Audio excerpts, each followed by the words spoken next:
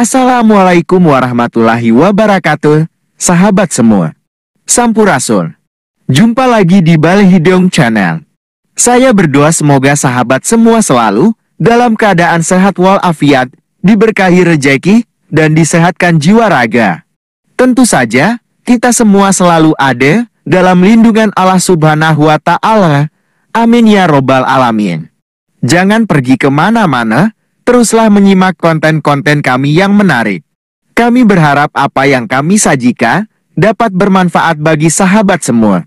Jangan lupa memberikan dukungan kepada kami dengan cara subscribe, like, komen, dan share videonya. Mari kita awali dengan mengucapkan Bismillahirrahmanirrahim. Setelah kita membahas kabuyutan Galunggun dan Cangkuang, kita bergerak maju ke zaman berikutnya dalam sejarah Indonesia. Dari kabuyutan, masyarakat berkembang dan membentuk struktur sosial yang lebih kompleks, yang akhirnya membentuk kerajaan. Salah satunya adalah Kerajaan Galuh.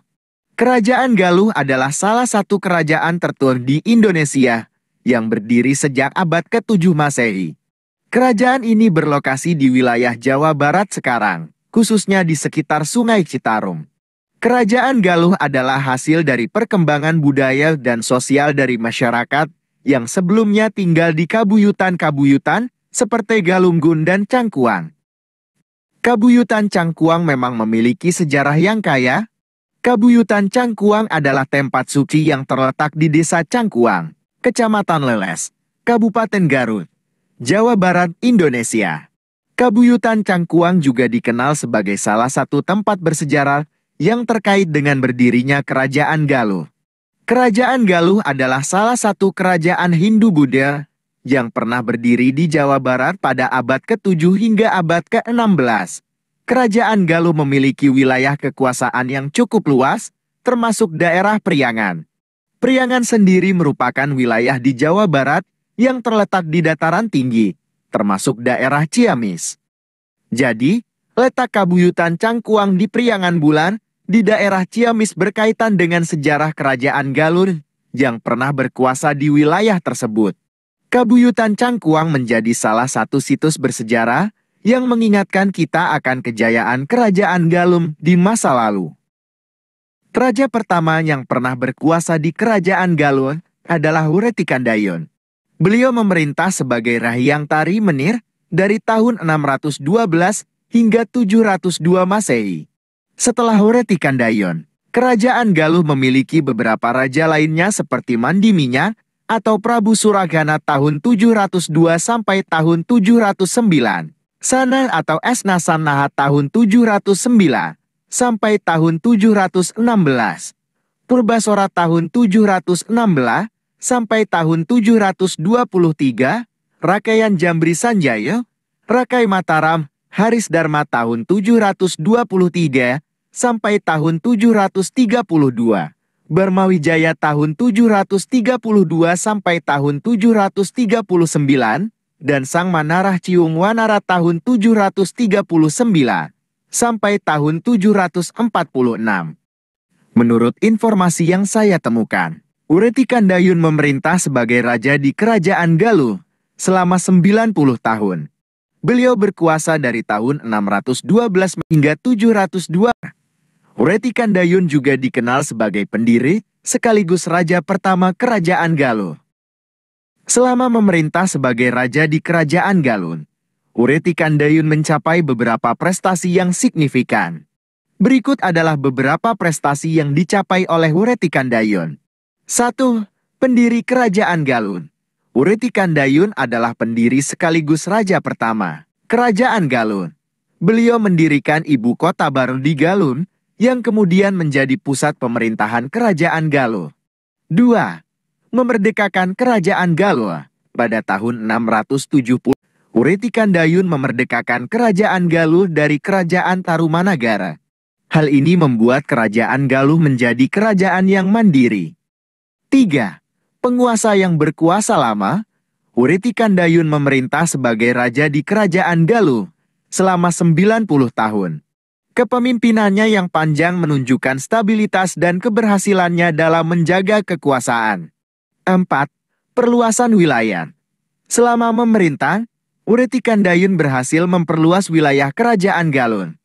Wilayah kekuasaannya meliputi daerah timur Sungai Citarum hingga Hujung Galuh Surabaya saat ini.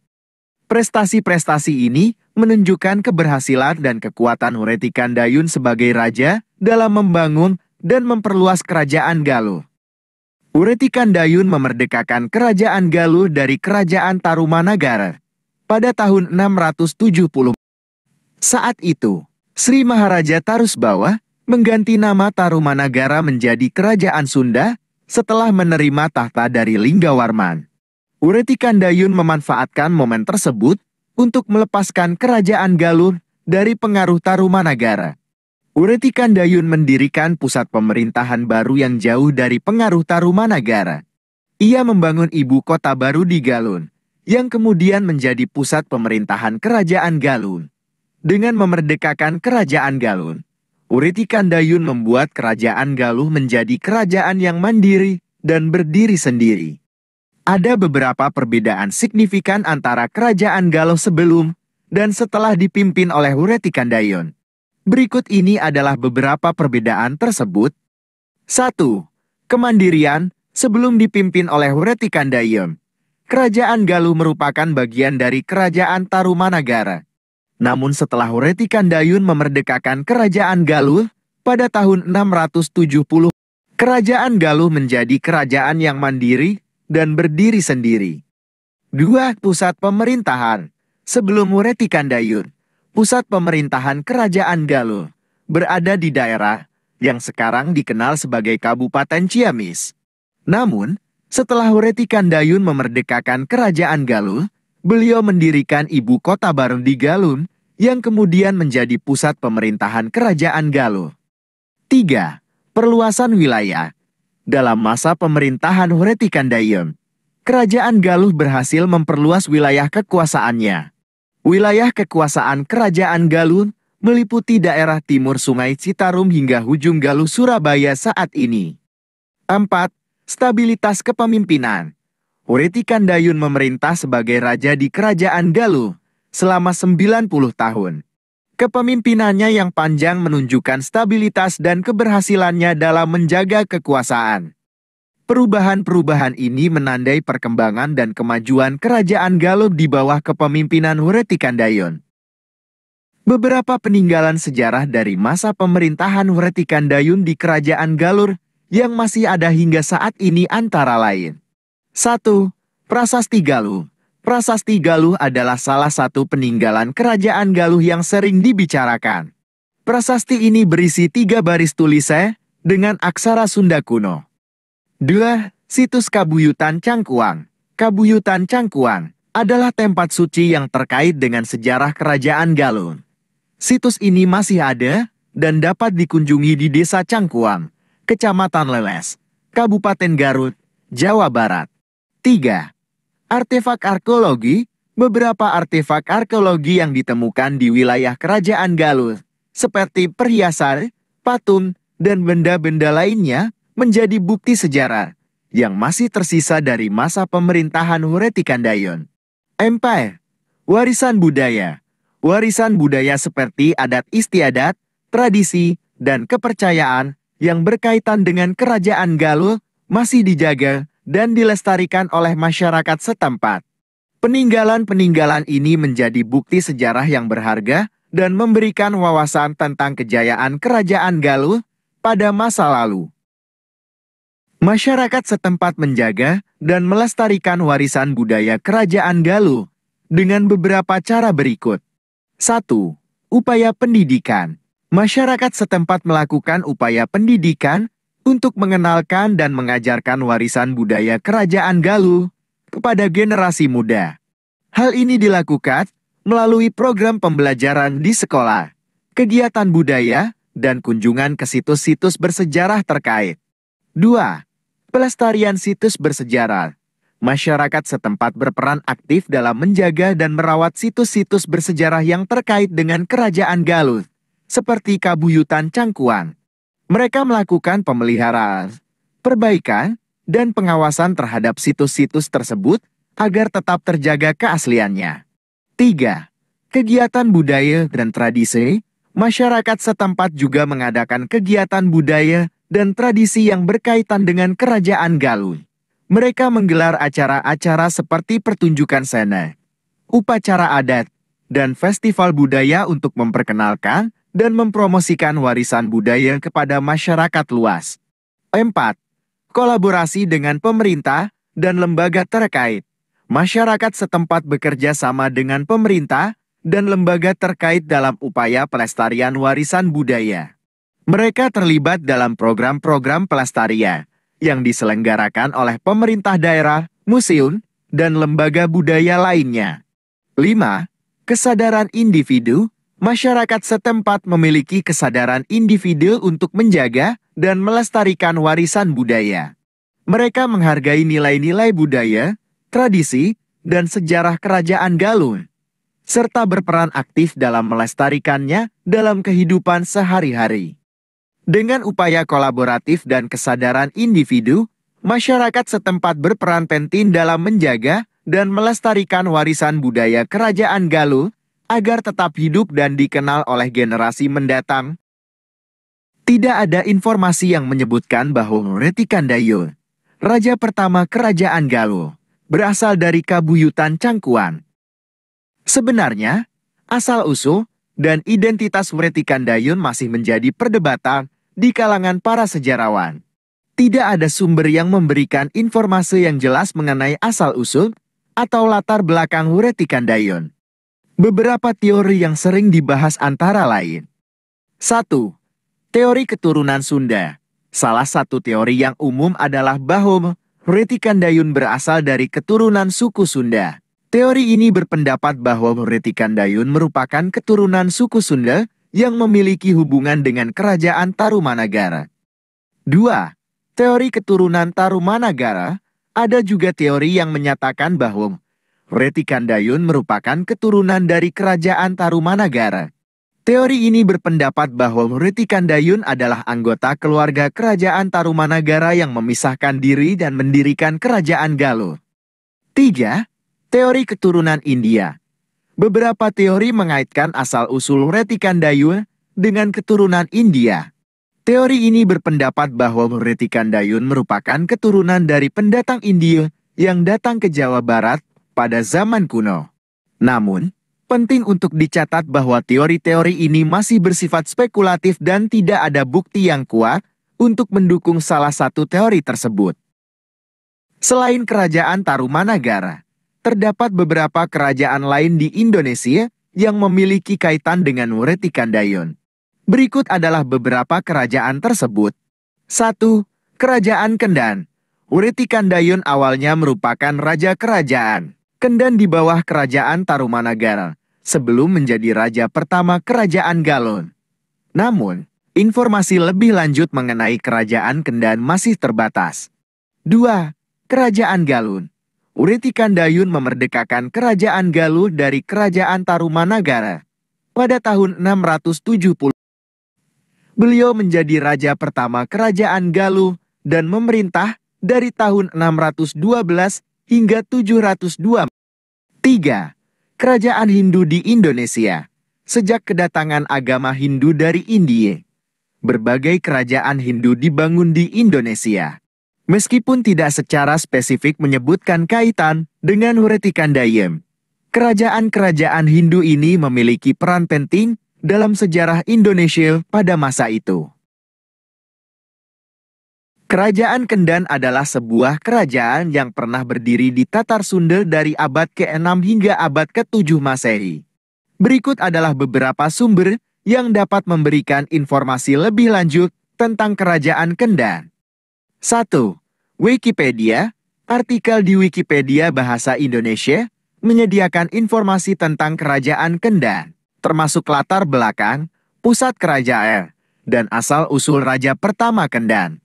2. Artikel di Kompas.co.id memberikan informasi tentang sejarah, budaya, dan keruntuhan kerajaan Kendan. Artikel ini juga menjelaskan bahwa kerajaan Kendan didirikan oleh Resi Guru Manikmaya pada tahun 536 Masehi. 3. Tirto. Artikel di Tirto It membahas tentang Kerajaan Kendan sebagai salah satu kerajaan dalam sejarah Sunda. Artikel ini juga menjelaskan bahwa Kerajaan Kendan pernah menjadi bagian dari wilayah kekuasaan Kerajaan Tarumanagara dan meneruskan riwayatnya. 4. Good News from Indonesia. Artikel di Good News from Indonesia memberikan informasi tentang Kerajaan Kendan yang terletak di Desa Nagrek Kendan, Kabupaten Bandung. Artikel ini mengungkapkan bahwa Kerajaan Kendan merupakan kerajaan lain di daerah Tatar Sunda sebelum berdirinya Kerajaan Pajajaran. 5. Kualuhan. Kor. Artikel di kualuhan.com mengisahkan legenda asal-usul Kerajaan Kendang, termasuk keturunan Raja pertama Kendang dan kisah Raja Putera Suraliman. Sumber-sumber di atas dapat memberikan informasi lebih lanjut tentang Kerajaan Kendang dalam sejarah Tatar Sunda. Kerajaan Kendan merupakan kerajaan kuno yang berada di wilayah Tatar Sunda pada abad ke-6 hingga abad ke-7 Masehi. Berdasarkan beberapa sumber, terdapat beberapa nama raja yang dikaitkan dengan Kerajaan Kendan, antara lain 1. Resi Guru Manikmaya. Resi Guru Manikmaya disebut-sebut sebagai raja pertama Kerajaan Kendan yang mendirikan kerajaan tersebut pada tahun 536 Masehi. Tidak ada informasi yang jelas dan pasti mengenai hubungan antara Wretikandaion, raja pertama Kerajaan Galun, dengan Resi Guru Manikmaya, raja pertama Kerajaan Kendan. Kedua kerajaan ini berada di wilayah Tatar Sunda pada periode yang relatif sama. Berikut adalah beberapa sumber sejarah yang dapat memberikan informasi lebih lanjut mengenai hubungan antara Kerajaan Galun dan Kerajaan Kendan. 1. Wikipedia, bahwa Kerajaan Galuh adalah penerus dari Kerajaan Kendan yang merupakan bawahan Kerajaan Tarumanagara. 2. Selasar, artikel di Selasar mengulas tentang Kerajaan Galun, termasuk hubungan dengan Kerajaan Kendan. Artikel ini menyebutkan bahwa Kerajaan Galuh pernah berada di bawah pemerintahan Kerajaan Kendan sebelum menjadi kerajaan yang mandiri. 3. Kompas.com membahas hubungan antara Kerajaan Tarumanagara dan Kerajaan Galun. Artikel ini menjelaskan bahwa antara tahun 612 sampai tahun 669, Kerajaan Galuh merupakan kerajaan vasal Kerajaan Tarumanagara sebelum akhirnya menjadi kerajaan yang mandiri. 4. Wikipedia. Artikel di Wikipedia Bahasa Indonesia memberikan informasi tentang Kerajaan Kendan.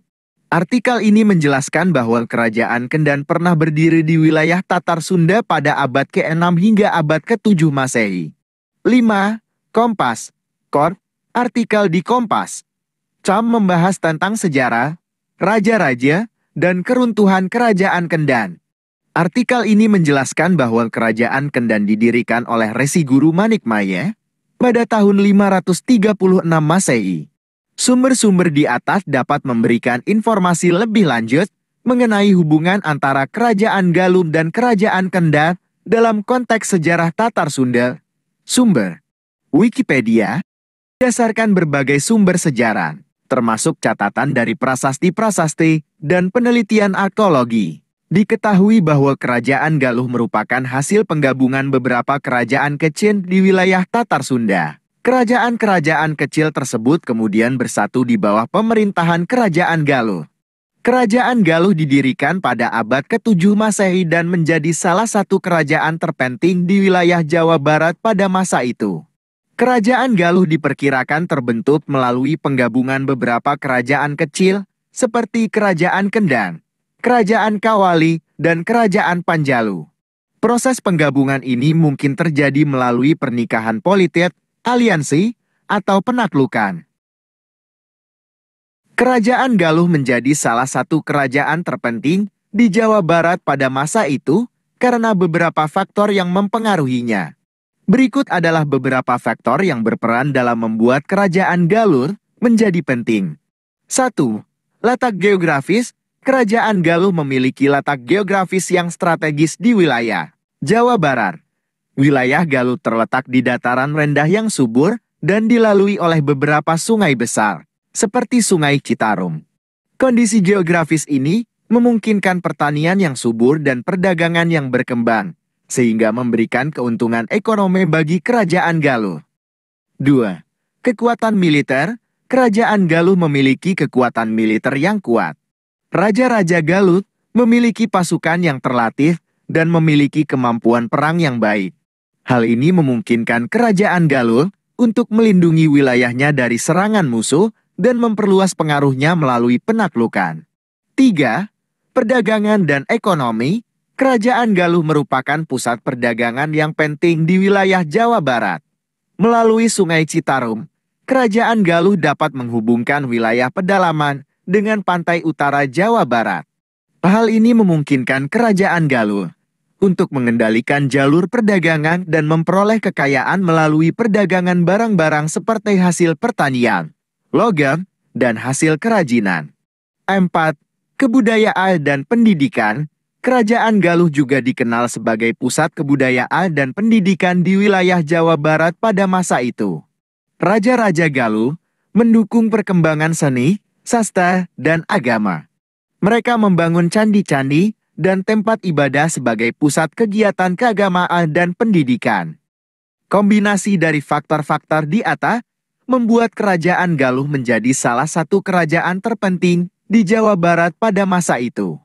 Keberhasilan kerajaan Galuh dalam mengendalikan wilayahnya, mengembangkan ekonomi, dan memperluas pengaruhnya menjadikannya pusat kekuasaan dan peradaban yang penting di wilayah Jawa Barat. Dalam sejarah kerajaan Galuh, terdapat beberapa kerajaan kecil seperti Kawali, Panjalu, dan Kerajaan Kendan yang bergabung di bawah pemerintahan kerajaan Galuh. Penggabungan ini dapat menjadi strategi politik untuk memperkuat kekuatan dan pengaruh kerajaan Galuh di wilayah tersebut. Dengan adanya penggabungan ini, kerajaan Galuh menjadi lebih kuat dan penting dalam konteks politik, ekonomi, dan budaya. Kerajaan Galuh menjadi pusat kekuasaan yang mampu melahirkan kerajaan-kerajaan besar lainnya di masa depan di wilayah Jawa Barat.